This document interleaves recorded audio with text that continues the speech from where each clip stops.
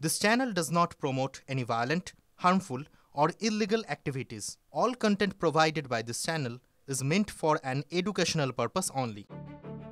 Reserve ব্যাংকের নির্দেশিকা মেনেই কাজ করে বিভিন্ন বাণিজ্যিক ব্যাংক। আর এবার 100 ও 200 টাকার নোট নিয়ে কেন্দ্রীয় ব্যাংকের নির্দেশিকা অনুযায়ী দ্রুত গতিতে কাজ করছে তারা।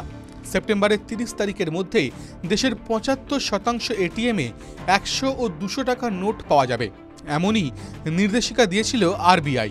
একটি সংবাদ সংস্থা সূত্রের খবর, সেপ্টেম্বরের 30 আসার অনেকটা আগেই এই কাজের প্রায় বেশিরভাগটা সম্পন্ন হয়েছে। অর্থাৎ দেশের 73% এটিএমে 100 বা 200 টাকার নোট পাওয়া যাচ্ছে। ভারতের সবচেয়ে বড় ক্যাশ ম্যানেজমেন্ট সংস্থা সিএমএস ইনফোসিস্টেম দেশের 2,15,000-এর মধ্যে 73,000 এটিএমের ক্যাশ ম্যানেজের দায়িত্বে রয়েছে।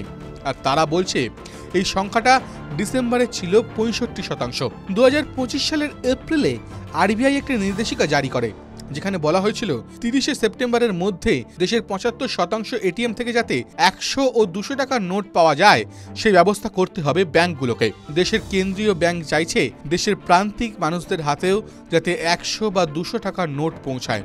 আর এই নির্দেশিকা অনুযায়ী 2026 সালের 31 মার্চ দেশের 90% এটিএমে 100 ও 200 টাকার নোট পাওয়া যাবে। TV9 Bangla digital.